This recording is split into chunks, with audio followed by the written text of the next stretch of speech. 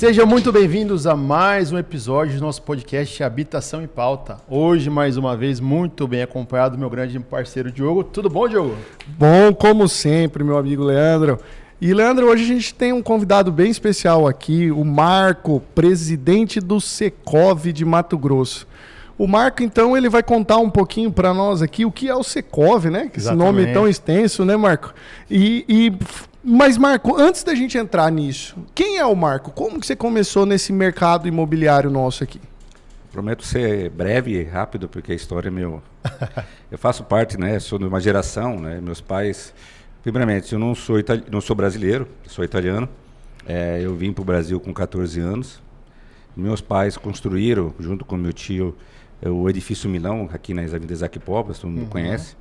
Chama-se Milão exatamente pelo fato de nós sermos de Milão, né? A ideia original era ser chamado edifício Milano, mas a gente sentiu que não ia ficar muito legal na hora de falar, né? Na hora de comercializar o produto e tal, aí resolveram transformar em português, chama-se edifício Milão, né? Foi o segundo prédio comercial em Cuiabá na época. Primeiro tinha o Praça do Comércio, em 1983 foi a sua inauguração. A partir dessa época, em 1983, eu mudei definitivamente para o Brasil, né? Eu morava em Milão, e aí eu assumi, comecei a trabalhar, estudar primeiramente, e com 16 anos comecei a entrar na empresa, né? Meus pais tinham uma empresa imobiliária chamada Solução Empreendimentos Imobiliários, desde 1979, né? Então eu comecei a trabalhar efetivamente dentro do mercado. A partir de 86, 87, eu comecei a trabalhar dentro da empresa e estamos aí hoje, né? A Solução Imobiliária se desfez agora recentemente, né? E agora tem a Marca Imobiliária, que é a minha empresa. E aí estamos aí no mercado desde aquela época, desde 86, né? Como a gente estava batendo um papo antes do evento. Tem um pouquinho de bagagem já, né, Marco? Vi muitas situações estranhas, né, que a gente for contar hoje para as pessoas realmente não entenderiam o que a gente passou no passado com os planos de governo, inflação, um monte de coisa que a gente passou. E estamos aqui no mercado. Estou presidente do Secov desde 2010, né? Eu acabei substituindo na época o presidente, que era o Abdallah Derzi, né, que era antigo diretor-geral da Encol, a maior incorporadora do Brasil, né? Por motivo de falecimento, e assumi. Aí, desde aquele momento, estamos ainda à frente do sindicato, representando o mercado, né? O Secov hoje, ele existe desde 1995. Meu pai fez parte da construção, né, da fundação do sindicato. A gente entendia por qual motivo de, né, você criar um sindicato, né? A gente entendia que muitas vezes as demandas que o mercado vinha bem apresentando, sempre apresenta, né? Cada época, cada seu momento, você tem umas demandas que precisam ser discutidas com o poder público, seja de legislação, seja de imposto, seja tributário, seja o que for. Era sempre feita na pessoalidade da pessoa. Né? Eu representava uma empresa, né, a Solução Imobiliária, então eu ia lá como o Marco da Solução Imobiliária. E isso muitas vezes não era visto de bons olhos, né, pelo poder público, porque o pessoal entendia que era um benefício pessoal, né? Aquela discussão, aquele negócio era sempre vista. Entendia que precisava ter um sindicato, alguém que representasse o mercado de uma forma isenta, a categoria de uma forma isenta e não personalizada, mas que esse benefício pudesse abranger a toda a sociedade, a todo o mercado. E foi isso que foi feito, né? Um grupo, né, de empresários, né, na época se reuniu, a maioria deles ainda fazem parte da diretoria do Secov ainda hoje, e foi criado o Secov, né? O sindicato que representava as empresas imobiliárias, também representava as incorporadoras e também representava os condomínios, né? As administradoras de condomínio, que era algo que estava surgindo naquela época, né? O shopping center, administrador de condomínio, então era esse modelo. Então assim, a gente resumiu, né, como um sindicato de habitação para ficar mais fácil para o mercado, né, entender o que é o Secov. Então o Secov basicamente é o sindicato da habitação. Tudo isso que representa tudo que envolve, desde as regras de construção, por mais que seja mais ligado ao sindicato do Sinduscom, né, da incorporadora, mas as incorporadoras também fazem parte do sindicato porque elas também têm a parte de comercialização. Então a gente acaba meio que abrangendo todo esse mercado, né, essa cadeia que vai desde sua origem até a venda final, cartório, tudo que envolve tributação, tudo que envolve, a gente acaba meio que abraçando isso até o pós com administrador de condomínio, né, que hoje É um setor que o mercado não pode mais abrir mão, né, de você ter uma administradora para cuidar dos condomínios, que hoje são verdadeiros clubes, verdadeiras estruturas extremamente grandes, e de grande responsabilidade. Exige então, uma administração diferenciada, profissional, com gestão. Precisa uma gestão profissional para você valorizar seu patrimônio. Então, assim, tem toda uma série de fatores que a gente precisa analisar. Então, assim, desde 95 o Secov surgiu, né? Estamos ali, fizemos vários eventos. O Secov foi importante em muitas ações, principalmente quando teve essa falta de credibilidade e confiança com as quedas das incorporadoras, né? Com a falência da Encol.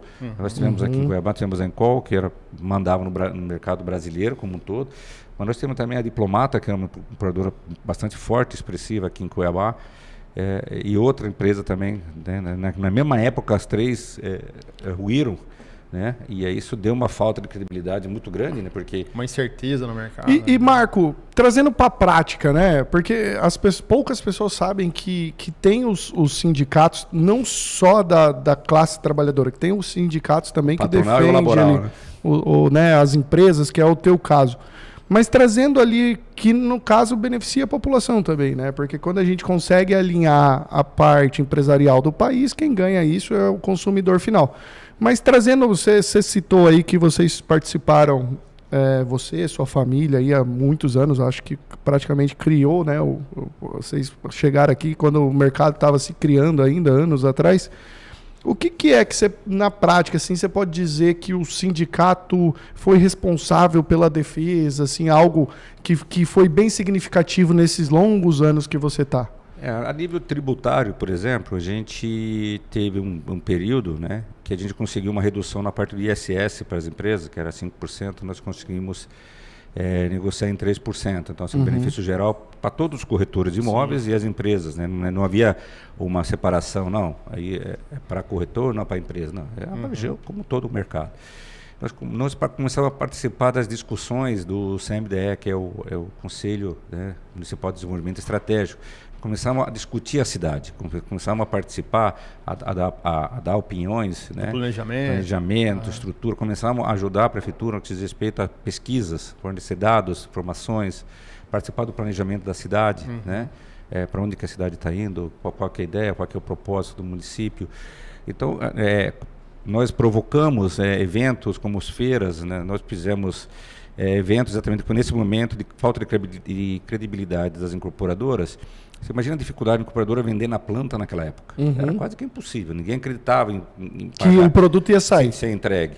E nós, na época, lembro que fizemos 3 eventos, a Feira do Imóvel, exatamente, primeiro foi aqui em frente, a Goiabeiras, que é a sede do shopping, e no segundo ano nós fizemos dentro do shopping, no térreo, no térreo Goiabeira, foi um sucesso. As principais incorporadoras que estavam ativas em Cuiabá acreditaram no projeto do sindicato, fizemos um grande evento.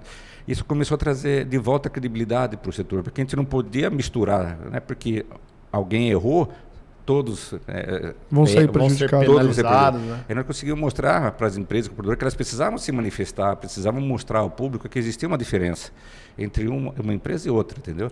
E isso foi um sucesso, né? E junto também com o Sinduscão, nós criamos Edificar no Centro de Vinho do Pantanal, foi 3 anos de evento, fantástico, acho que foi o maior do Centro-Oeste, na parte de feira imobiliária, né? Lançamentos, uns stands maravilhosos, incorporadoras, realmente um evento a nível nacional, impactante, muitos eventos, muitas feiras promovendo a venda de imóveis, né? Parceria com a Caixa Econômica para organizar essa venda. Na época tinha um período em função da inflação alta, de retomada, né? Muitos imóveis foram retomados pela Caixa Econômica. A gente precisava organizar a revenda desses imóveis. Então, junto com a Caixa Econômica, nós fizemos eventos de feiras, colocando os corretores, as empresas, para fazer esse trabalho, que nós somos especialistas nesse assunto. A Caixa Econômica é especialista no mercado financeiro, em financiamento, mas quem entende o cliente é o corretor. Então foram vários fatores durante muitos anos, né, que a gente está trazendo benefícios ao setor, dando representatividade, né? Agora estou, né, nesse momento como vice-presidente da FEComércio, e a gente conseguimos vários cursos de qualificação via Senac de forma gratuita para o setor imobiliário, para corretor, né? Inteligência artificial, a parte de tecnologia, de imagem, de foto, cursos, entendeu? Qualificações para as empresas, para os corretores, sem nenhum custo, né? Por parte das empresas. E é isso que a gente vai desenvolvendo, né? Que as empresas do mercado imobiliário, que têm os seus colaboradores, o colaborador tem direito à carteirinha do SESC, tem inúmeros benefícios para a carteirinha. Então, assim, são vários fatores, várias situações que a gente vem fazendo, acompanhando, e acho que um dos grandes legados que a gente está deixando é também as informações, pesquisas, né? Hoje somos o único sindicato do país que a gente consegue fazer uma pesquisa do ITBI. A gente participa de uma Câmara Brasileira do Mercado Imobiliário, né, onde ele une todos os presidentes do Secov do Brasil, a ABAD e todas as outras grandes entidades do mercado imobiliário brasileiro. A gente reúne 2, 3 vezes por ano, seja em Brasília, algumas vezes no Rio de Janeiro. E a nossa troca de informações, acompanhando a parte de legislação, que também é uma coisa que a gente tem que tomar muito cuidado, a mudança de regramento, a mudança de entendimento por parte da Câmara Federal. A gente, trocando ideia com os colegas lá, é o único estado que a gente consegue fazer uma pesquisa em cima do ITBI. Os outros municípios, outras capitais do Brasil não conseguem ter essa parceria com o Poder Executivo, né?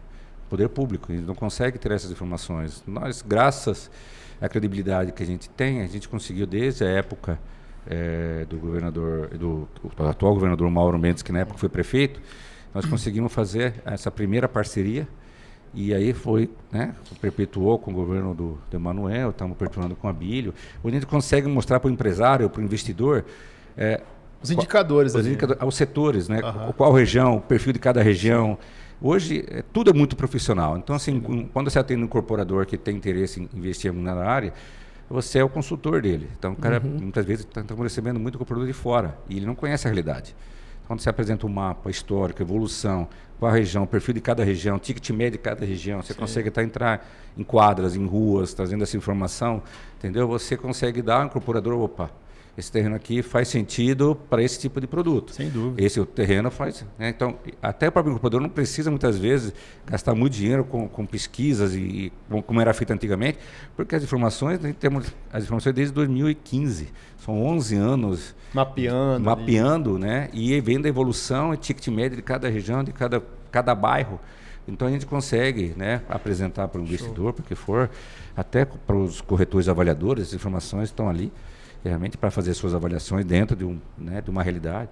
E isso é um fator muito importante, né? A gente está aprimorando essas pesquisas aí, estamos entregando agora, a partir desse ano, pegando as ofertas que o mercado propõe, a variação de locação e venda, né? Então, na cidade de Cuiabá, conseguimos mapear Rondonópolis, também estamos conseguindo mapear Sinop.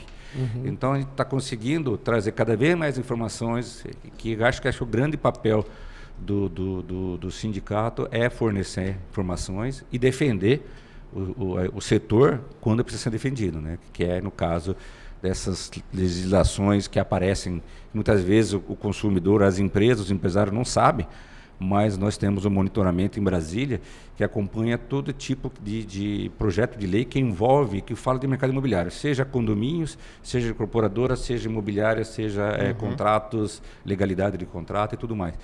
E tudo isso é monitorado 24 horas por dia, e a gente muitas vezes é acionado, dependendo do que for o relator, que for, né, para conversar com o relator, para explicar que o impacto, né, através de nota técnica, o impacto que essa ideia que ele teve, por exemplo. Então, eu fui acionado já alguma vez para ir para Brasília, falar com o senador que estava com um projeto de lei, explicar, através da nota técnica, o impacto que isso ia gerar e fazer com que esse projeto fosse retirado da pauta. Então, muitas vezes, as empresas não têm conhecimento, a população não tem conhecimento desse trabalho por trás que é feito pelo sindicato, exatamente de proteção, né, da nossa atividade, para que isso não seja, de alguma forma, venha gerar mais custos.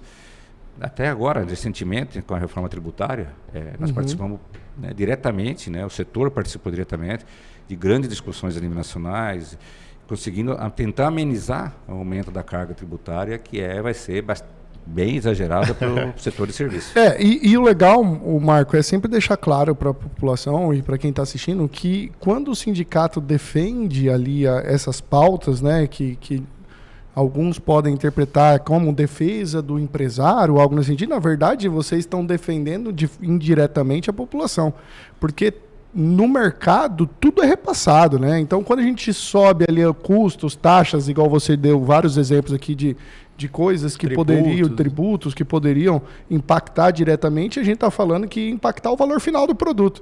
Então quando a gente tem todo esse trabalho ali, é justamente também para deixar o mercado mais atrativo, para que as vendas continuem fluindo e todos consigam ali prosseguir, né? Mas Marco, eu vi que você fez uma introdução bem legal aí do que é o Sicov. Mas como que o sindicato, isso agora voltado ali para os colegas empresários e incorporadores, como que o sindicato se sustenta e como que todo mundo pode participar mais ativamente do sindicato, ter mais acesso a esse tipo de informação, conhecer um pouco mais ali? Eu acredito que muitas pessoas que vão assistir aqui nem saberia da existência do sindicato, então acho que é uma oportunidade bem bacana para a gente entrar nisso também. Como que é? Para você ter ideia, quando foi criado em 1995, como que funcionava o sistema sindical brasileiro?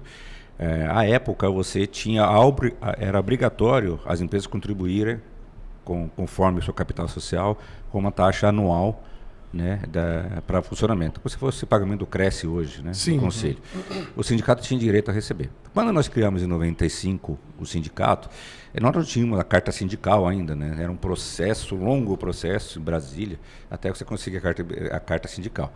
E nós conseguimos essa nossa carta sindical, acho que em 2015. Foi quase 20 anos para conseguir a carta sindical.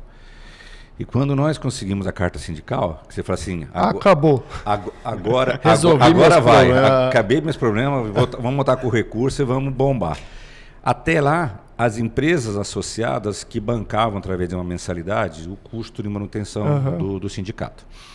Nós tivemos somente 2 anos de alegria com a carta sindical, que permitia ao Secov de cobrar, né, das empresas de forma obrigatória essa anuidade, né? E depois de 2 anos veio a mudança da legislação, que eu sou totalmente favorável, tá?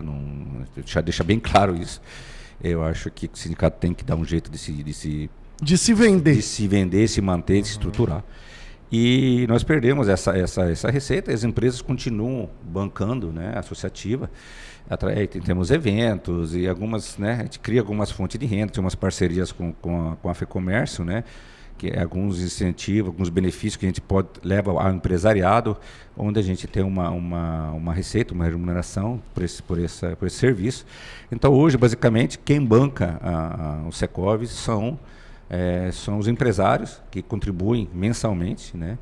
Nós temos uma mensalidade que faz com que a gente tenha um mínimo de estrutura, o apoio da FEComércio. Hoje nós temos o nosso escritório gratuito por parte da Federação do Comércio, a gente não paga a nossa energia, temos toda uma estrutura logística, né, dentro do complexo sindical que a FEComércio construiu, já estamos indo para o 3º ano, que isso ajuda demais os sindicatos, porque a receita, você não tem mais a receita obrigatória, né? Então, sim, realmente a gente luta com esse problema financeiro, né? Mas quando a gente está conversando, temos que ter criatividade, né? Buscar parcerias, fazer eventos, isso sempre acaba ajudando de alguma forma. Eu imagino que seja um desafio, né, Marco? Porque tem todas essas atribuições, as pesquisas, não é nada barato, na verdade, né? Tudo isso demanda um custo alto. E o que mais, sim, realmente vai, o tempo que você acaba dedicando é bastante grande, né? Então, assim, por exemplo, agora temos cadeira em tudo que tudo que envolve o mercado imobiliário, não temos cadeira, seja a nível de estado, seja a nível municipal, tanto a nível nacional com a Câmara Brasileira, como também na Federação do Comércio, né? E se não tiver atento, é 1 minuto, né, Marco? 1 minuto, aprova um trem lá, já estragou tudo. Principalmente, a gente iria até comentar, para você ter ideia, a criatividade dos nossos representantes em Brasília é tão aflorada, que, por exemplo, o setor de condomínio, né, o pessoal fala, né, você estava comentando da importância de você estar acompanhando, fiscalizando, porque isso vai cair no bolso do consumidor, né? Eles tem uma capacidade de criar umas obrigatoriedades dentro do condomínio né, que vira e mexe, eles vêm com umas ideias, né, maravilhosas, que impactam imediatamente no custo condominial, né? Geram custos altíssimos. Então, o tempo inteiro você tem que estar monitorando e conversando, conversando com quem teve a ideia, que muitas vezes ele teve uma experiência ruim na sua vida pessoal, né? O nosso representante, seja em qual estado que ele faz, e a partir daí ele resolve que ele quer resolver o problema do Brasil, entendeu? Porque ele teve uma experiência ruim com alguma situação dentro de um condomínio, algum atrito, alguma coisa, entendeu? Ele falou, não, agora vou mudar isso aqui.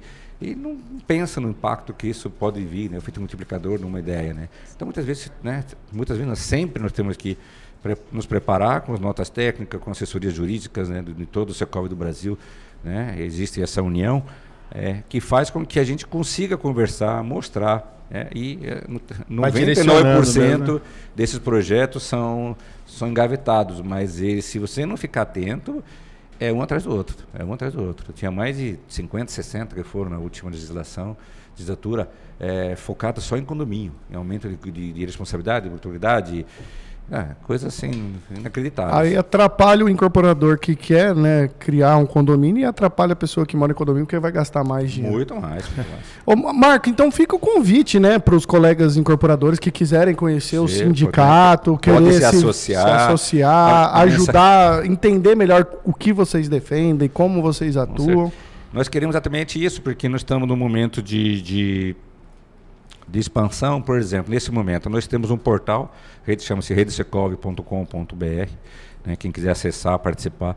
Nós terminamos de criá-lo, vamos dizer assim, né, já está bem consolidado, já aparece nas buscas do Google e tudo mais, e a gente agora precisa trazer novas empresas para participar, para colocar os seus anúncios. Por quê? O mercado ficou refém do LX, Vila Real e o Zap. Né? 3 empresas contratadas por um grupo só, e elas determinam o que a gente tem que anunciar, a forma que tem que anunciar e o preço que elas determinam, eles impõem o preço, se você quiser bem. E acabou com os nossos portais, né? Com as empresas. A identidade das empresas já não existe mais. O cara vai na busca, é muito mais prático, ele pega toda uma relação. Então você pode gastar o que for no seu site, mas o cara sempre vai acabar indo na busca, o cliente, pela facilidade que isso representa.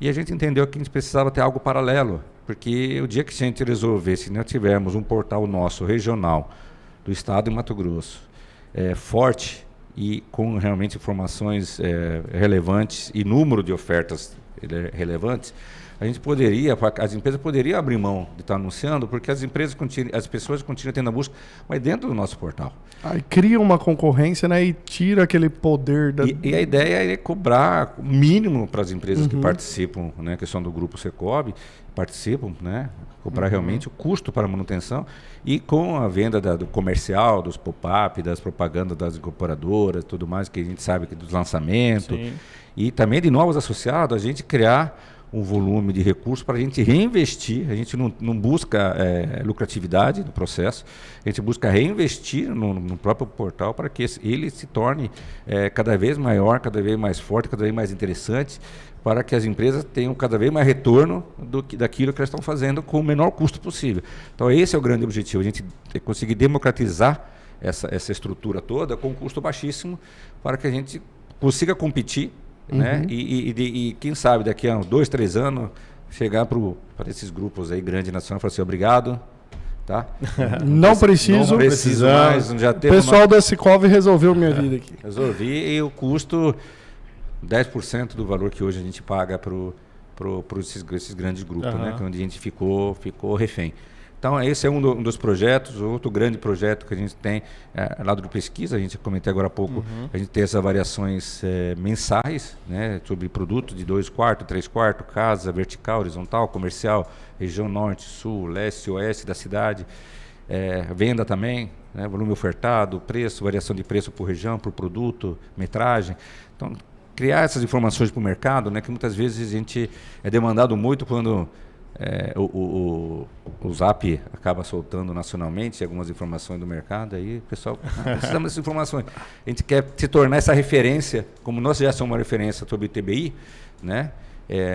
perante a sociedade mato-grossense, a gente quer se tornar referência no que diz respeito também a esses outros indicadores econômicos do setor imobiliário, e não mais os grandes portais nacionais, que muitas vezes não estão tão alinhados. São importantíssimos. Ele vai se tornar uma referência ali quando a pessoa pensar em busca, né? Sim, com certeza. Esse é o grande propósito, o grande objetivo do grupo, essa divulgação no mercado e a grande defesa, né, no que se diz respeito à parte tributária e participar das discussões, né, com o plano diretor agora, né, que foi apresentado recentemente, legislação. Então, tudo isso aí a gente tem uma participação bastante expressiva, né, e a gente tem, como se diz, um respeito muito grande do mercado. Então, a gente costuma ser um parceiro do poder público, né?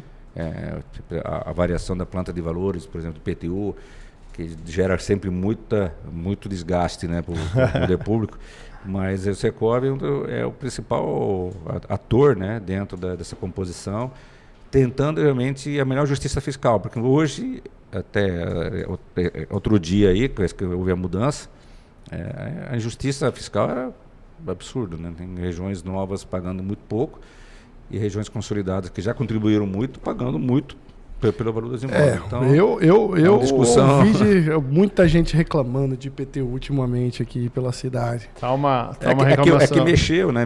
A última vez que mexeu foi em 2010. Eu participei dessa 2010 também. Aí houve uma atualização recente. Teve uma atualização na final do governo do Mauro Mendes, só que não conseguiu aprovar. Na época o Emanuel, no primeiro ano, ele tentou aprovar, não conseguiu. Porque é uma medida impopular para o prefeito, sim, né? E aí no último ano do Emanuel também tentou aprovar, ele conseguiu aprovar, mas o Ministério Público acabou travando, suspendendo, e agora o Abílio usou a mesma planta genérica que nós fizemos em 2022, que a gente participou dos trabalhos, e aprovou. Só que teve algumas coisas que nós tínhamos colocado em 2022 que não foram incorporadas nessa última mudança, que está dando grande desgaste, né? Desnecessário. O que eu posso dizer de experiência própria é que meu IPTU subiu 2 vezes. Subiu ano passado e subiu esse ano. Sentiu no bolso, João? Eu senti. E eu vou falar, subiu 2, eu não entendi. Eu acho que teve o reajuste e depois eles mudaram o valor venal. Mas eles mudaram para um valor venal que, se a prefeitura quisesse comprar, eu vendia. O que acontece é o seguinte, que a população não tem informação. Eu entrei, né, eu sou síndico do prédio do edifício Milão. O que acontece? Em 2022, eu venho falando com os técnicos da prefeitura, reclamando, que tem regiões consolidadas, que já estão numa fase descendente, vamos dizer assim, de valorização. Tem prédios que já têm uma idade de grande depreciação, né? E que isso deveria ser computado na hora que se for fazer o valor venal. Dando um exemplo específico, né, no caso do edifício Milão. As salas comerciais do edifício Milão estavam mais valorizadas que as salas do CPA. Eu falei, isso não faz sentido. Tudo bem, o Milão pode estar bem conservado, está bem localizado, mas tem 40 anos. Faltou uma sensibilidade ali na forma. Na época que eu criei e coloquei para eles o fator de depreciação. Após X anos, automaticamente, os prédios... Eles começam a decair. Começar a ter um fator redutor. Sim. Um prédio de 20 anos a 25 é redutor de 5%. De 25 para 30, você passa para 10. De 30 a 35, você passa para 15. Aí de 35 para 40, você passa para 20. E pronto, daí você para. Né? Era até um pouquinho maior. Porque a realidade hoje, por exemplo, de algumas regiões, é totalmente diferente do que os números da prefeitura apresentam. A região da Praça Popular, por exemplo. Aqueles prédios antigos de 1 por andar que tem ali, tem vários ali. A prefeitura avalia 2 milhões e meio. Está errado? Não. Se analisar o número do metro quadrado, uma lógica, só que a realidade do mercado é outra. Não consegue. Não consegue nem pela metade do preço. Entendeu? Então, assim, está errado. Por quê? Se tivesse o fator de depreciação, ia estar justo. Está vendo 2 milhões, o fator de depreciação de 50%, 1 milhão é o que vale, fechou. Entendeu? Mas eles tiraram, foi aprovado na de 2022, foi aprovado. Da de 25, como a lei não foi aprovada, na de 25 eles não colocaram. É onde está dando as grandes discussões. Muita gente está entrando com revisão, está entupido lá, eu estou sabendo que travou muita coisa lá. Exatamente faltou essa sensibilidade que nós tivemos em 22 e não colocaram em 25, né, nessa última alteração. Vai ajustar? Vai, mas eu acho que deveria ter sido previsto pela prefeitura, no caso, esse fator de depreciação. E alguns bairros é a mesma coisa. Tem regiões que são... Não é que já deu, mas o seu crescimento, o seu desenvolvimento, o seu glamour já foi. A valorização não acompanha mais agora os anos. Tiveram uma queda e agora vai ter uma estagnação. Eles estão parados. Então, assim, tem regiões... Boa Esperança, uma região que já teve o seu glamour, já foi buscado nos maiores bairros do Cuiabá, hoje não é mais. Sim. Hoje existem outros bairros. Então, assim, por que Boa Esperança tem que ser prejudicado? Porque foi na época? Não, a verdade hoje é outra. Então, é justo que os moradores daquela região paguem um imposto menor. E quando se Infelizmente, isso não aconteceu da forma que é bem complexo. Quando se fala... muito mais complexo do que a gente... É um tema muito sensível também, porque... O brasileiro, ele tem como sonho, a gente, né, Leandro? Nós que trabalhamos com Minha Casa Minha Vida, a gente sabe disso. É um sonho de vida você conquistar o teu imóvel, né? E é tão difícil, tão, né? Enfim, todo mundo sabe, não é suado para você comprar a tua casa. E depois que você compra a tua casa, você tem que pagar um aluguel. Então, assim... É complicado, porque é um tema sensível. A gente sabe que a prefeitura precisa de recurso para trazer, né, investimento para a cidade. A gente sabe de tudo isso. Só que, assim, realmente, Diogo, todo mundo que eu toco nesse assunto de IPTU tá chateado. Porque, assim, foi pesado esse aumento, ele foi impactante, foi uma coisa... E é igual você falou, presidente... Tem algumas coisas que tá sem lógica, porque às vezes você pega o prédio que é do lado do teu prédio, a mesma estrutura, a mesma coisa, o IPTU tá metade do valor do teu. Aí você pega, aí você fala assim, mas olha, como que tá isso aqui, sabe? Aí você olha o valor venal. O valor venal é um valor que é impraticável dentro do mercado. Você não consegue vender pelo valor ali estipulado. Então, assim, vou entrar com recurso, mas quem analisa o recurso? A própria prefeitura. A prefeitura nega o recurso. Mas e aí fica nessa... realmente, eu fico feliz em saber que vocês do sindicato estão atentos a isso também. Não, você falou em recurso, né? O recurso chega no grau final, onde o Secov faz parte da Câmara de Extorsão. Né? São 5 vagas, 3 do município e 2 do mercado imobiliário, uma das cadeiras do Secov. A gente briga muito lá. Que legal. A gente briga muito porque tem uma atuação nessa. Se a gente entende que o contribuinte está correto, está correto. Ele tem que baixar e acabou. Claro, ele tem que seguir todas umas normas, né? Apresentar avaliação imobiliária, certinho, tal. Mas a grande maioria das vezes o consumidor está correto. É justo que a prefeitura faça os ajustes. Então, assim, existe todo um trabalho por trás que é feito. Mas, por exemplo, o IPTU, eu apanho muito com o IPTU porque eu sou um defensor da planta justa. Né? A gente falando, é justo que quem já contribui há muitos anos continue tendo seu imóvel pré-valorizado, sendo que não é a realidade, e aqueles bairros novos que estão surgindo, que tem uma valorização muito interessante, eles contribuam com menos da metade do que vale. Então, assim, eu acho que tem que ter uma justiça tributária. Não pode... o que é bom para um tem que ser bom para o outro. E não pode ser, não, mas deixa. Eu falei, o meu ficou caro. Mas eu tenho casos aí de amigos, conhecidos e várias pessoas aí, e esses condomínios maiores, condomínios, né, mais nobres de Cuiabá, onde o valor venal que a prefeitura ainda está colocando é 1/3 do valor do imóvel. Sim. Tem uma desatualização. E o cara ainda consegue reclamar. Eu falei, cara, você reclama que você está com 1/3 do valor. Beleza. E é que eu estou pagando 50% a mais do que vale. Sim. Entendeu? E eu conheço um monte.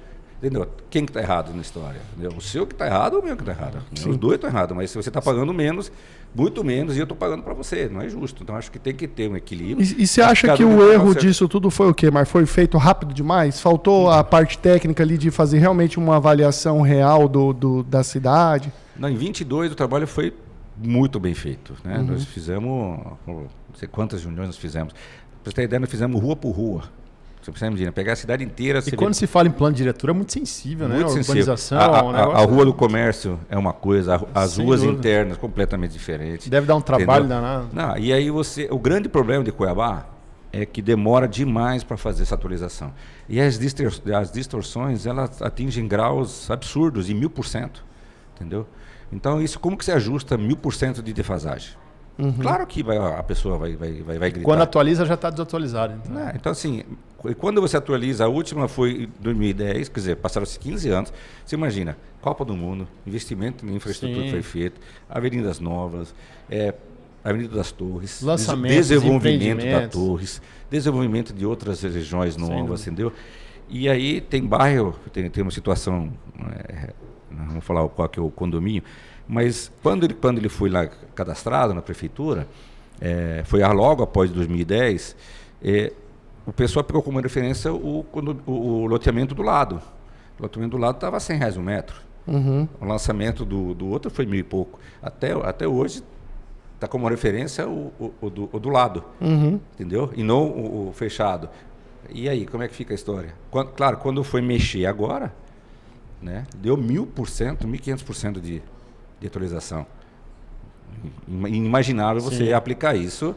Então, assim, o grande erro de que todos os prefeitos cometem... Demora demais para atualizar. Porque aí a defasagem chega grande. a níveis assim, absurdos e gritantes.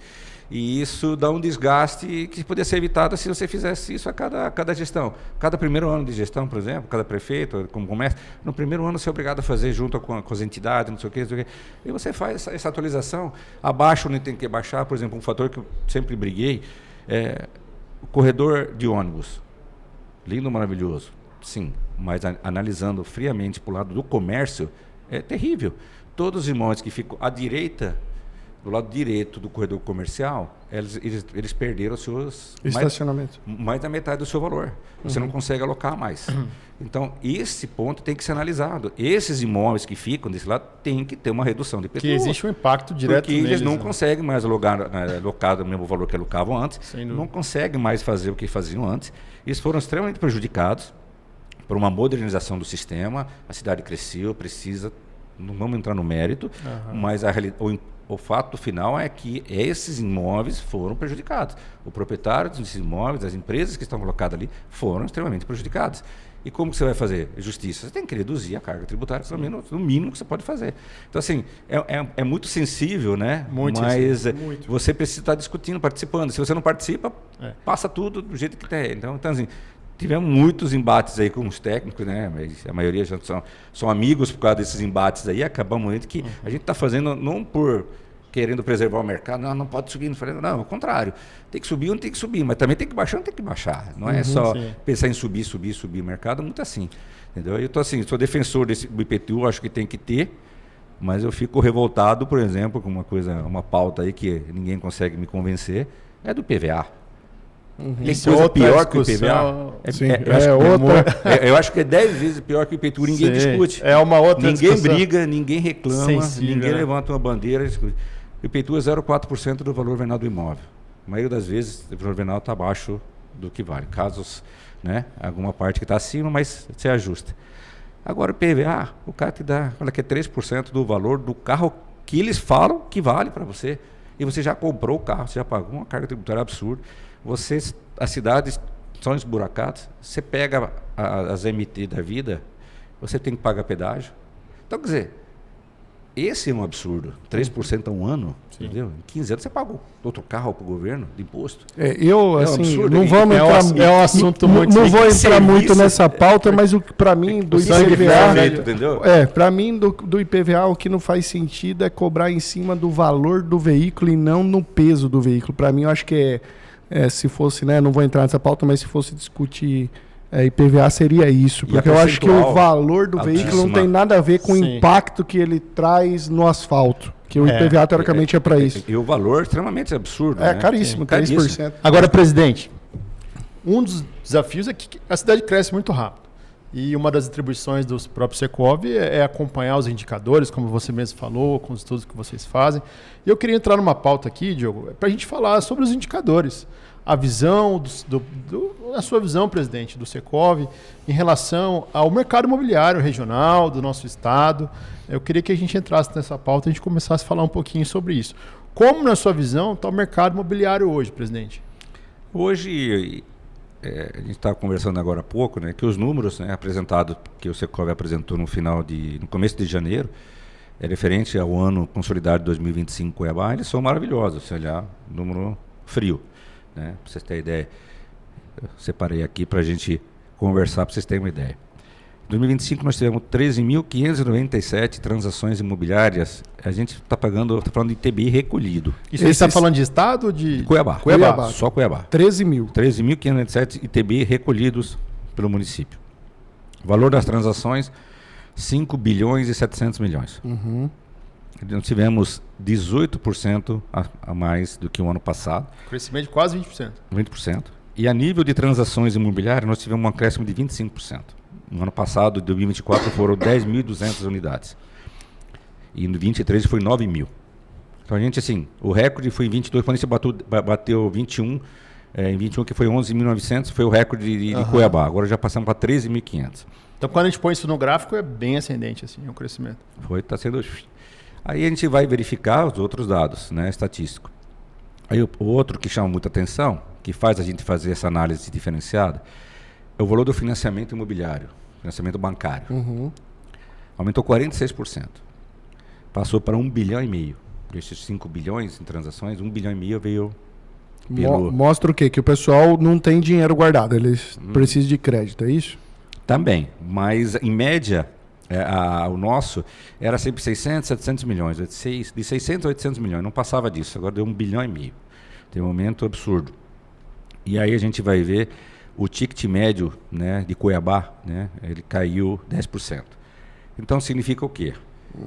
Que os imóveis que estão sendo negociados... O poder de compra está diminuindo e que realmente fez a balança puxar para cima foi o Minha Casa Minha Vida. Ah, legal. Foi Minha Casa Minha Vida. Se a gente analisar, porque esse é o número macro, mas a gente consegue do macro ir para o micro.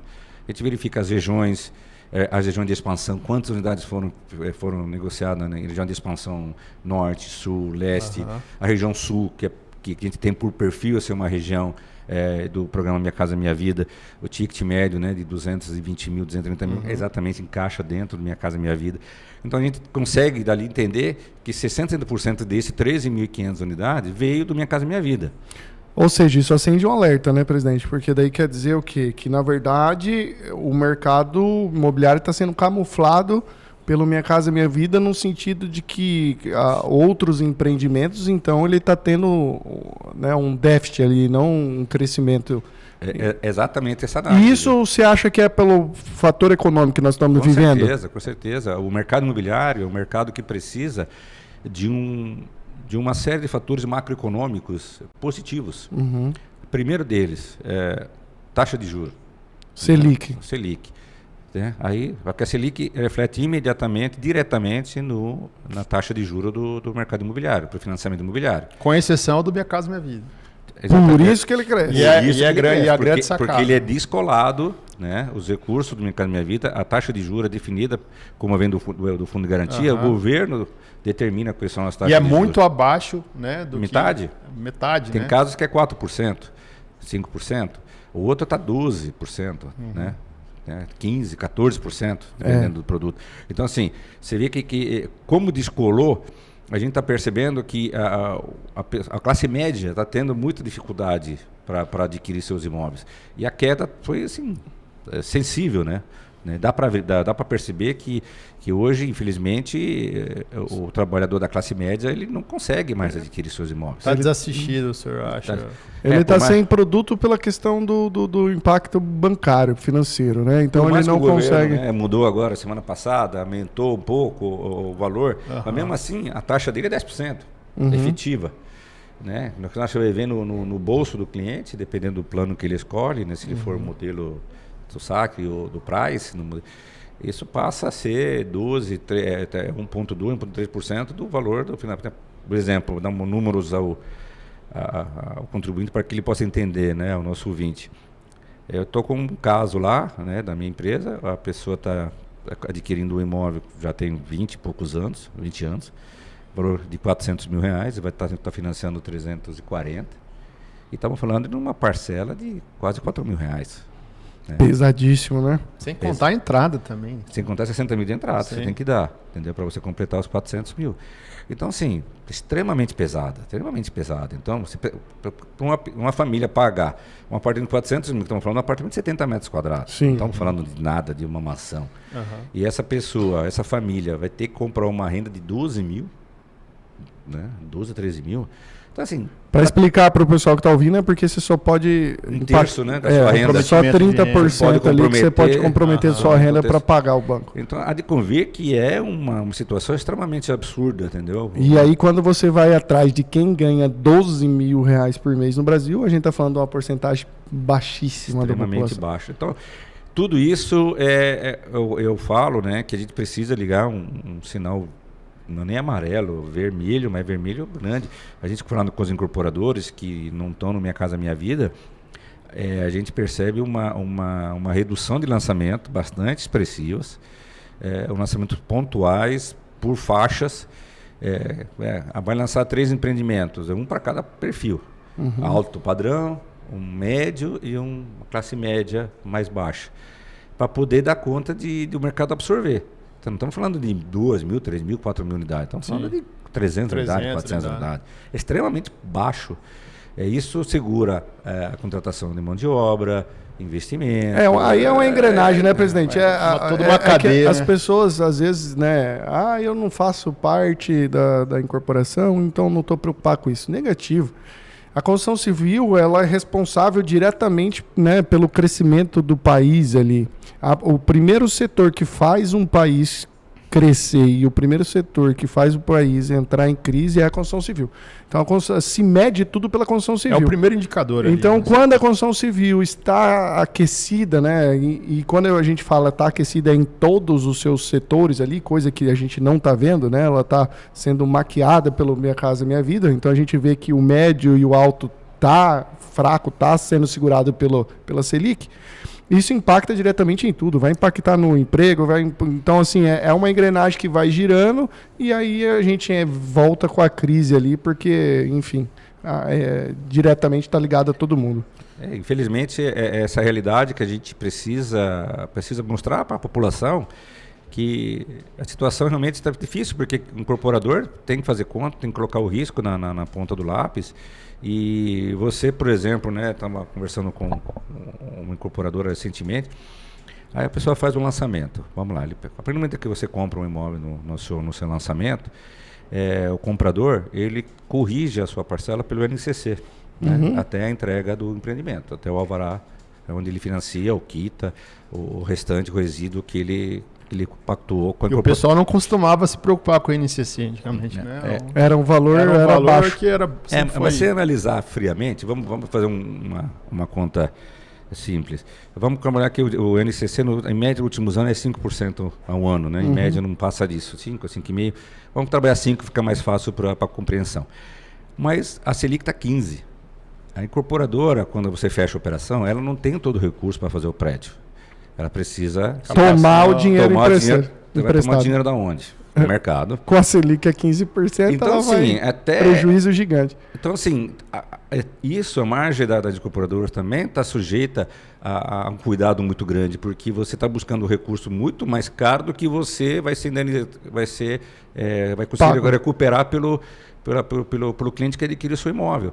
Então, assim, é tudo muito complicado, né? Sinalizar friamente é um negócio, assim, tem que ser meio maluco para você incorporar hoje, você criar trabalho, né? Você investir, você arriscar, apostar entendeu? Tudo isso, presidente, antes de saber se vai dar certo, né? Então, você primeiro arrisca para por mais que você tente de toda forma se proteger, né? Estudar todas as variáveis que podem aparecer no mercado, mas sinceramente precisa ter muito cuidado, tem que fazer muita conta, tem que pensar realmente no impacto, no custo financeiro, custo tributário, a mudança da parte tributária das empresas também, que afeta todo mundo. Então tudo isso hoje tem que ser muito bem calculado. E o que a gente costuma brigar e discutir, né? Até toda vez que tem eleições municipais, já questionei algumas vezes os candidatos a prefeito e questiono toda vez. Eu não consigo entender a visão do gestor, porque a gente acabou de falar aqui que o setor imobiliário acho que é a mola propulsora da economia do município, sim, do estado, do sim, país. Porque, primeiramente, se o canteiro de obra, né, em 24 horas você você levanta a canteira de obra, né? Sim. Você, pá, vamos começar, tal, Emprega um monte de gente. Engenharia para lá e para cá, os caras viram à noite, sei o quê, desenha projeto, sobe, contrata gente que não acaba mais, a maioria delas com pouca qualificação, com pouca instrução, entendeu? É um pessoal mais desassistido, que precisa trabalhar, que tem suas famílias, né? Que precisa buscar o seu alimento, a sua dignidade. E aí, quando você vai fazer uma aprovação de projeto, demora demais.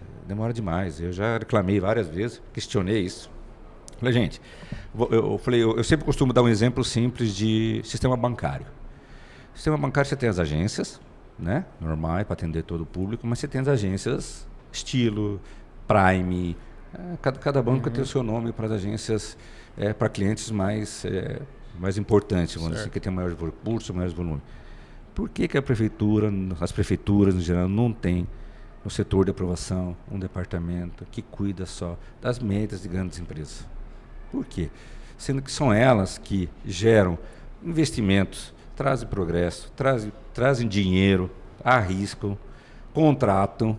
Contribuição. Não. E aí você entra naquela esteira, né, onde o técnico que avalia uma casa, avalia um prédio. Sabe que eu nunca pensei nisso, Marco? E faz sentido, porque... Cara, é o ganho, porque quanto mais rápido for para te atender, mais rápido você vai investir e mais rápido você vai construir. O Brasil, todo mundo sabe ganho. que é um país burocrático, né? A gente vive num país que, infelizmente, ele é extremamente burocrático. E faria muito sentido, porque...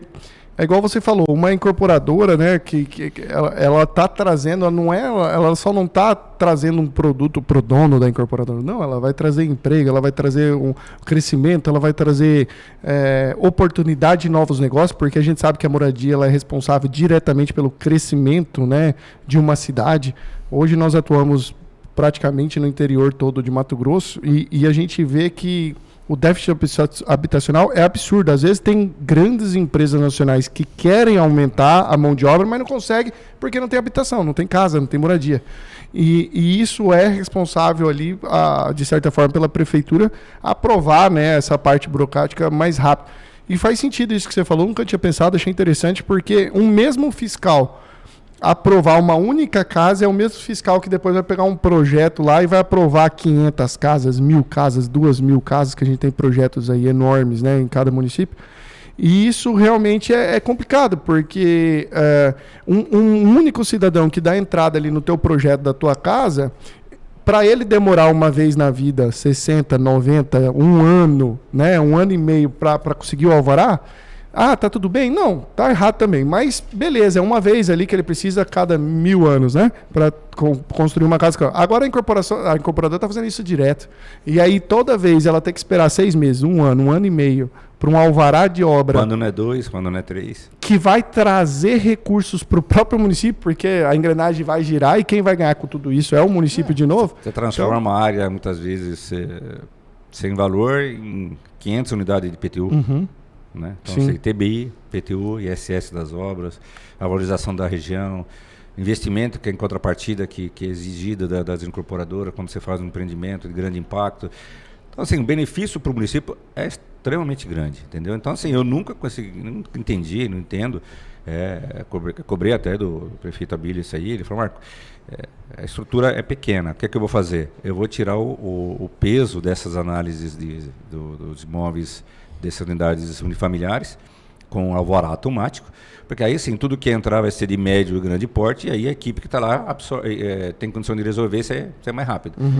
Mas ainda estão brigando no bom sentido, estão, né, o sistema, né, para que esse alvará automático, ele realmente seja alvará automático. E seja eficaz. E seja eficaz e seja realmente reconhecido, que ainda tem situações que a Caixa Econômica, por exemplo, quando você vai fazer a construção via financiamento, a Caixa não reconhece o alvará automático, tem que ser via oficial. Então, assim, burocracias, né, que precisam ser resolvidas para que isso ocorra naturalmente, para que os arquitetos possam fazer seus projetos devidamente de forma eletrônica. Né? E assim, os unifamiliar, que ocupa 70% das demandas dos técnicos da prefeitura, seja automaticamente resolvida pelo alvará automático. E os outros 20%, 30% das demandas sejam realmente atendidas, né? Mas eu continuo achando que eu teria o maior prazer em ter uma agência VIP. Eu acho que quando um incorporador vem de outro estado, outro município que for, quer empreender aqui, acho que tapete vermelho, ser bem recebido. Sem entendeu? dúvida, é investimento e a gente sabe que estamos num país capitalista, não adianta a gente tampar o sol com a peneira. Não podemos ser, vamos dizer assim, românticos, né? O romantismo da situação. O negócio tem que ser objetivo. O comprador vem aqui para fazer seu empreendimento, entregar, ter o seu retorno e... Ele quer viabilidade. Se der certo permanecer aqui, se der uma oportunidade, se não ele pega, vai para outro lugar. Simples assim. Agora, você tem 2, 3 municípios, se você tem 2, 3 lugares onde você quer investir seu recurso, você vai fazer sondagem. Cara, seria o ideal, seria Cuiabá. Mas, Cuiabá vai demorar 2 anos para conseguir aprovar esse negócio. Agora, o outro município eu consigo em 6 meses. Com 6 meses eu ganhei um ano e meio. Já fez 2 obras. Entendeu? A viabilidade econômica do projeto muda, entendeu? Então, eu vou fazer lá. Entendeu? Aqui, no lugar de fazer 2, 3 em Cuiabá, eu vou fazer 1.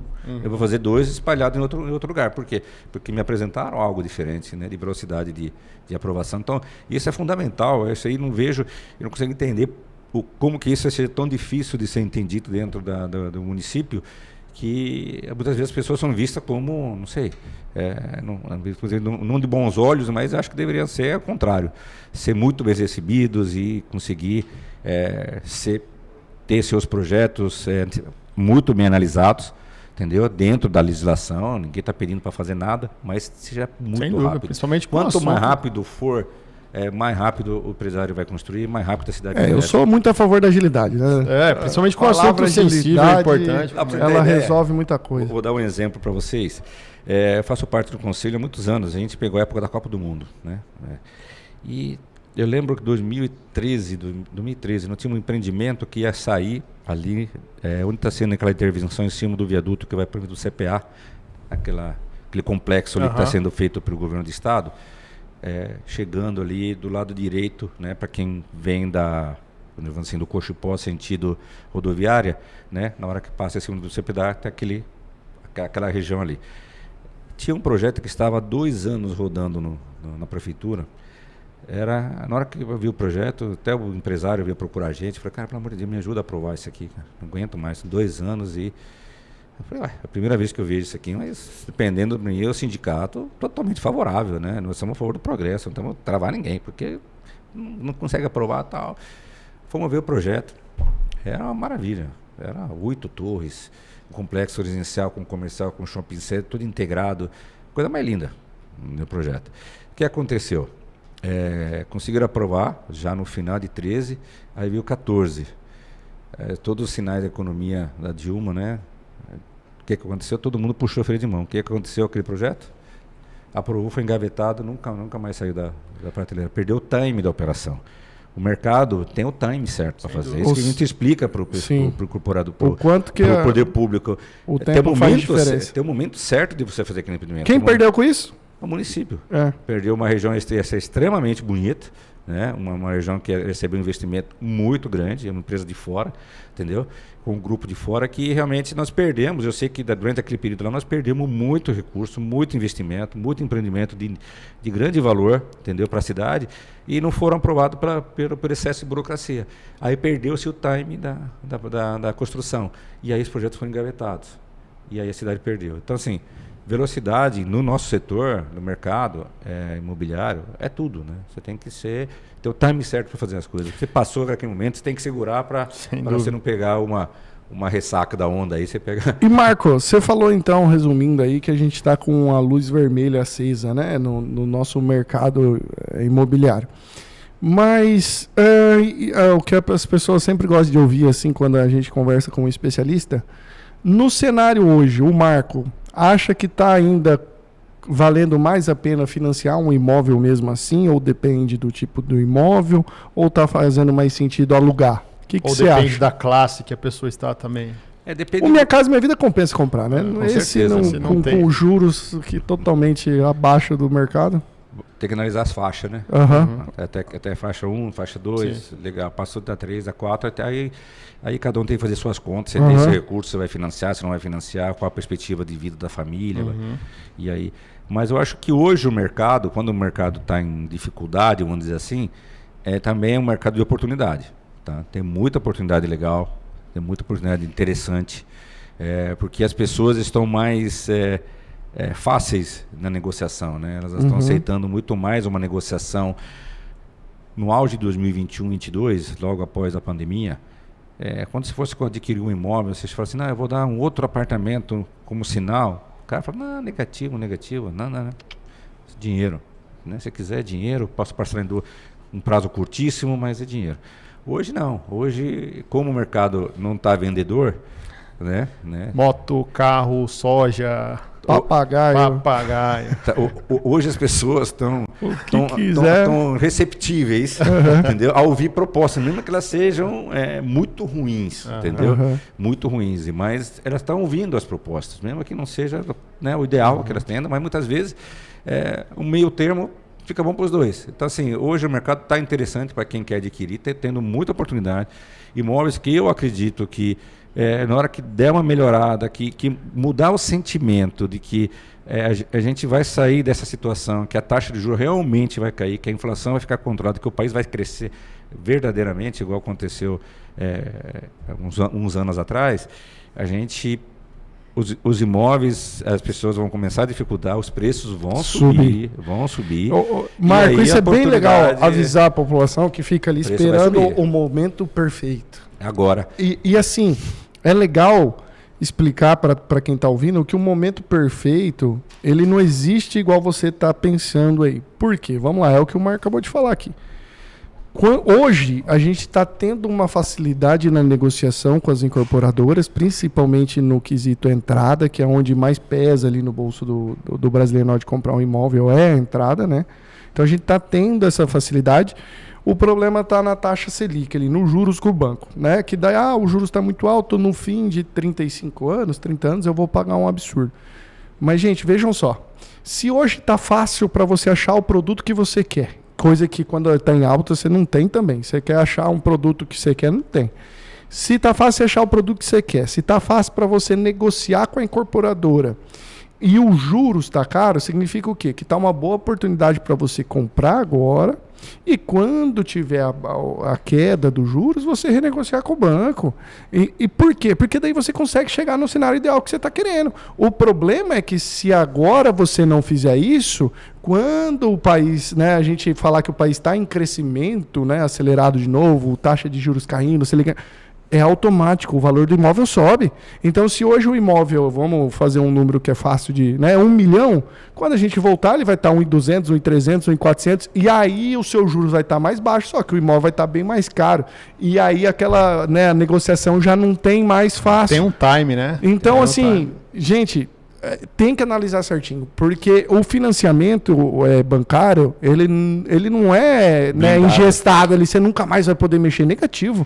Vai ser um prazer enorme para o seu gerente, para o banco aí, quando tiver a taxa lá embaixo, renegociar. Né? A minha irmã fez isso naquela época que o juros ficou baixíssimo, né? Ela tinha um financiamento, comprou a casa dos sonhos, enfim, tudo mais.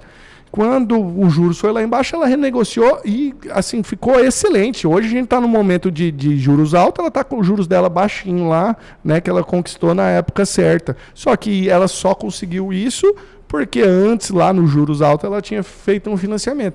Então, vale bem a pena você ir para essa estratégia que o Marco falou, porque isso é muito real. Então, assim, não existe o cenário perfeito. Porque quando você achar que está perfeito o banco, o valor do imóvel não vai estar perfeito. E aí é sempre assim, você vai postergando e não vai conseguindo comprar. Aqui as pessoas precisam entender, hoje em dia, com a taxa tão alta, a taxa de juros, o que acontece? O investidor, as pessoas que têm recursos, o dinheiro está investido, está no mercado financeiro. Você hoje está recebendo 1%, 1,2% livre de risco, né? E depende do risco relativo, né? Depende do Marco Master, o risco. Mas, tirando esse detalhe, sem risco, você está recebendo o recurso 1,2%. Um recurso alto. E aí, o que acontece? Se essa taxa cai pela metade, cai para 7,5%, não cai nada demais, você tem uma taxa de 7,5%, você já tem um retorno pela metade. Você está falando de 0,4%, 0,5%, onde, por exemplo, uma alocação do imóvel já está batendo a mesma rentabilidade do seu dinheiro parado no banco. Só que a diferença é que o imóvel ele tem um potencial de valorização, de crescimento. E de blindagem, né? Contra os masters da vida. Né? Contra possíveis problemas do mercado financeiro, ou do mercado de ações. Do país, da moeda, de guerras e tudo mais. A gente está sujeito a tudo. A gente está vendo de tudo hoje. Né? A gente o cenário perfeito está aí. Né? Guerra, falta de credibilidade, inflação alta. Então está tudo ali. Então, assim, o que é que vai acontecer? A rentabilidade vai cair, as pessoas vão tirar o recurso do banco e vão para imóveis. O que é que vai acontecer? Muita gente fazendo o mesmo movimento ao mesmo tempo. Os preços dos imóveis, primeiro, as negociações vão cada vez diminuindo até zerar, os preços vão subindo, e aí o consumidor que deixou de passar a oportunidade, ele mais uma vez ele perde a oportunidade de adquirir o seu imóvel. Então, assim, analise com calma, faça suas contas, procure um consultor imobiliário, uma empresa imobiliária, para você fazer suas contas, sentar junto, entendeu? E planejar, tá? Mas é um momento bem interessante. Sempre é o momento ideal para sair do aluguel, né? Eu tenho essa teoria comigo. Eu acho que sempre é o momento ideal para sair do aluguel, porque é igual você falou, Marco. Acho que cada um tem que olhar ali a tua realidade, mas sempre quando você fizer as contas e jogar na balança, né, esse equilíbrio que você acabou de explicar, né, de ao longo quando o mercado tá bom para comprar, todo mundo quer comprar, fica caro, não tem. Quando não tá bom para comprar, tem uma negociação melhor, só que o juros está alto. Enfim, mas o importante é que eu acho que o aluguel, né, para quem tem o sonho de imóvel, né, eu acho que o aluguel é o pior dos cenários hoje para a pessoa. Então vale a pena mesmo procurar um imobiliário, um especialista. Hoje a gente tem bastantes aí no mercado com pessoas competentes, que com certeza ele vai conseguir te trazer um norte ali sobre isso aí. Marcos, como que nós estamos aí de horário, Leandro? Estamos indo pro finalzinho já. Já estamos indo pro finalzinho. Se depender da gente ficava a tarde inteira aqui. Que né?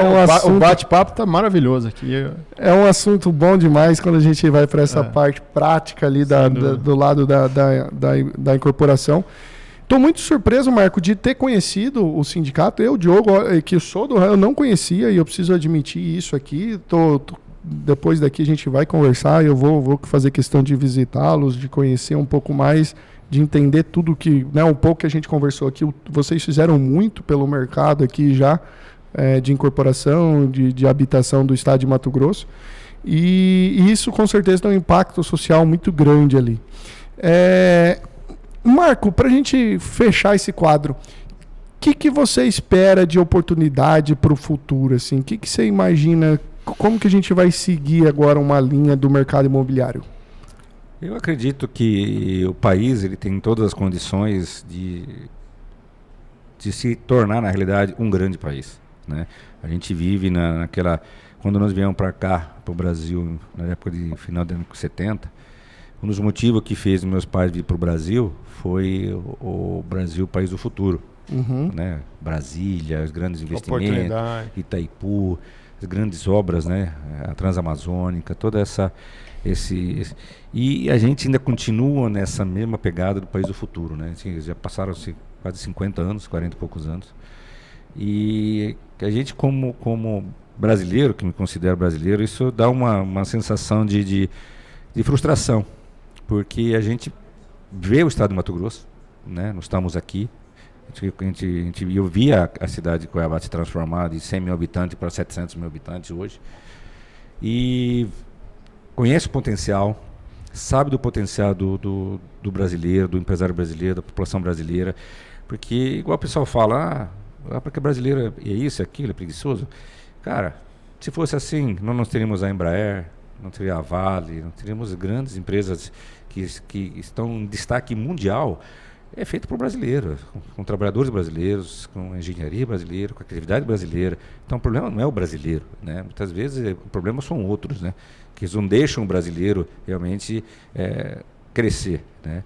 E a gente viu aqui como uma gestão no Mato Grosso, nos últimos 15 anos, a gente é uma China brasileira, a gente cresce o dobro, o triplo do Brasil, né, do que a média da PIB do governo brasileiro. Sim. Então, assim, eu sou muito otimista, eu sempre sou um cara muito otimista no sentido de futuro. Eu acho que não temos tudo para a gente se tornar uma grande nação, né? E a gente precisa fazer nosso dever de casa, né? Primeiramente, educação. Sem educação a gente não vai para lugar nenhum, tá? É uma coisa que a gente precisa investir muito Uma coisa que eu sempre questionei, eu brigo muito na federação, que a gente tem o SESC e o SENAC. O SESC nós temos as escolas do SESC, no SENAC nós temos curso de profissionalizante, né, para tentar profissionalizar. É o fato de que a gente precisa ter técnicos, gente capacitada tecnicamente com 17, 18 anos, igual ao mundo inteiro, né? Aqui nós somos um país do terceiro mundo com uma cabeça de país de primeiro mundo, né? Que todo mundo tem que ser, de alguma forma, tem que ser bacharel de alguma coisa. Sendo que não é necessário para você ter uma qualidade de vida, dignidade. Você não precisa ser bacharel em nada. Você precisa ser um bom naquilo que você faz. Então, a gente está com até uma parceria com o governo do estado, o programa Eduque dentro do ensino médio, onde o SENAC traz ensino médio técnico para os alunos, né, das escolas estaduais, onde a gente está vendo a mudança, né? Então, assim, educação em primeiro lugar, realmente a gente ter uma classe política que se preocupa com a população e não simplesmente com o seu voto, com o seu umbigo, né? Pensa neles, mas pensa num contexto, num país. E nós temos tudo para tornar uma grande nação. E aí Mato Grosso está aprovando isso, Goiás está aprovando isso, Mato Grosso do Sul está aprovando isso, o estado de São Paulo já aprovou isso, o Paraná aprova isso, entendeu? Então, assim, é Brasil, né? De norte a sul, a leste, cada um com suas características, com as suas peculiaridades, mas somos um grande país. Uhum. Temos condição de ser realmente um dos principais países de ponta no mundo, trazendo qualidade de vida para toda a população, não para um grupo, uma elite, uma percentual da população e o resto, infelizmente, passando por necessidade. Acho que todo mundo merece ter uma qualidade de vida, merece viver bem, dar suporte para suas famílias. Eu acredito que nós temos todas as condições de tornar um grande país. E, consequentemente, o mercado da construção civil anda junto, anda abraçado. Então, precisamos de macroeconomia direcionada, taxa de juros baixa, inflação baixa, confiança no governo, confiança no futuro. E, pode deixar que o resto a gente faz, porque nós já provamos que somos bons no que a gente faz. Então, os números estão aí. Exatamente. Minha Casa Minha Vida, criou-se condições, programa fantástico. Brasil inteiro, de ponta a ponta, atendendo às famílias, necessidade, qualidade de vida para as pessoas que moravam, né, de favor, coabitação, barracos, invasões, sem infraestrutura, entendeu? Então, assim, somos um país que tem condição de fazer grandes coisas. Então, acredito que nós precisamos que a nossa macroeconomia ela nos direcione para que isso possa acontecer da forma mais rápida possível e de uma forma duradoura, que seja um processo que comece e nos próximos 20 anos a gente seja só subindo, entendeu? Então, vai ter essa motivação aí. Show, Marco! Marco, ó, a gente antes de encerrar aqui, fique então um convite, né, para todos os colegas aí, incorporadores, de procurar lá o Secov, procurar o Marco, entender um pouco mais, ver como que faz para associar.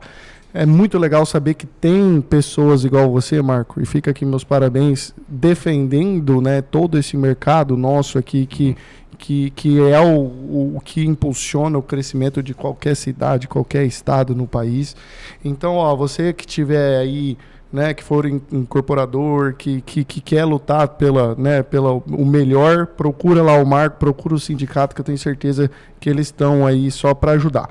E, Marco, nós temos uma lembrancinha que, ao final, a gente entrega para todo mundo que representa para o nosso estado, de certa forma.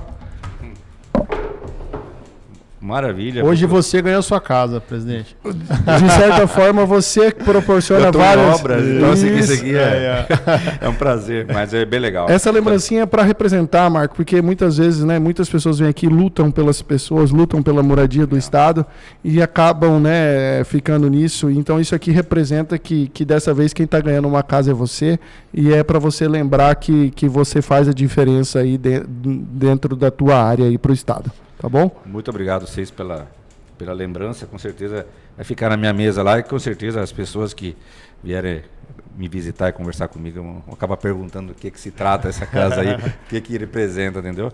É um prazer muito grande aí. O prazer foi nosso, viu? Obrigado pela sua participação. Precisando, estamos aí. E você que gostou desse episódio, compartilha esse episódio e se aguarde porque em breve terão novos episódios. Um abraço a vocês. Até a próxima, pessoal.